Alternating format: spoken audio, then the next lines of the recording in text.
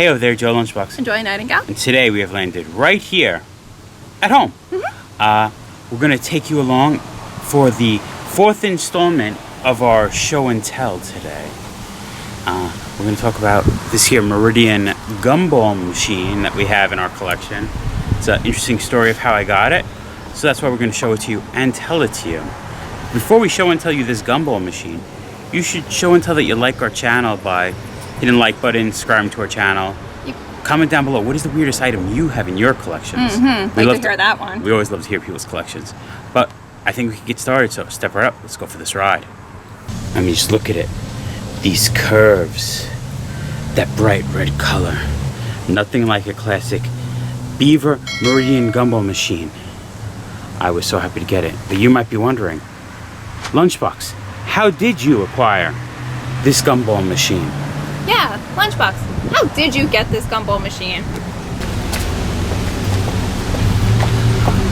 Well, I'm glad you asked that question. Now, you see, I was lucky enough not to buy this Gumball machine because I don't have that kind of money. I would say about 5 or 6 years ago, I was working in New York City, right on Broadway, 2 blocks north of Houston, at a jewelry shop. And me and a coworker got out of work, and we were going to walk to the train station, and 2 doors down from us was one of those candy stores, It's Sugar. Now, It's Sugar always has one of these Gumball machines out in front of it.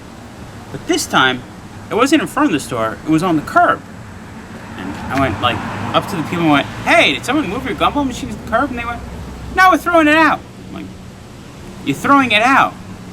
Why are you throwing it out?" Well, if you see down here, the coin box isn't that secure. Someone got mad at it and punched it. I went, "But you just get a new coin box." They go, "No, we just throw it out. Call up corporate headquarters, they send us a new one." I'm like, "Well, since no one's just throwing it out, could I have it?"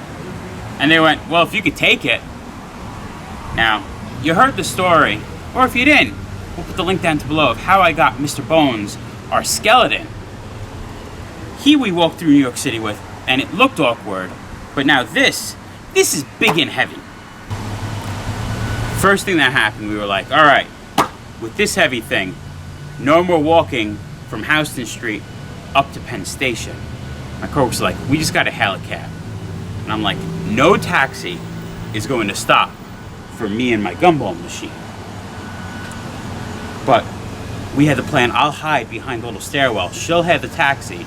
Once they open the door, I'll come out, put the Gumball machine, we get in the taxi, we go. It worked. The taxi driver wasn't happy about it. But now I get to Penn Station, and with this big old Gumball machine, I have to walk down the flight of stairs with it because it couldn't fit on the escalator. Wait for my train, just like this, with everyone else waiting. Everyone, finally, I have Slink. Everyone is looking at it and making comments. We get on the train. I can't sit in the seat, obviously, so I'm standing by the door. Conductor goes, "You ain't gonna pay me in quarters, are ya?" Get off the train, call Joy and go, "Joy, I know you don't drive, but you want to do me a favor and drive the half a mile from where my car is parked at the pool to the train station to pick me up?" And she went, "You know I don't drive even though I have my license." And I went, "I was hoping, because I have this Gumball machine." And you might be saying, "Well, why would you want that?" Well, if you're asking that, it's a silly question. This thing's heavy. It's big pieces of metal. Yeah, the globe. It's just plastic. It's a little worn and torn, but I was like, I needed it. So I made that half a mile walk. We wonder why I have a bad back. Some people ask, yeah. I pull up picking up paper clips, yet I could carry this thing a half a mile and all across New York City. That is the story of how we got the Gumball machine. I like it. He lives in our basement. If you get in close, Joy, since we love our claw machines, all those little duck claw machines where you play till you win, this is where I put all my rubber duckies. One day, the globe will be full. They don't come out, but the thing didn't work anyway, so I figured it's a good spot to store my things. And you might be saying, "Lunchbox, how heavy is it?" Well, Oh boy. let's find out. Yeah, this, I was walking like this all around the city. It's not light. So, I think we could call this one, Joy.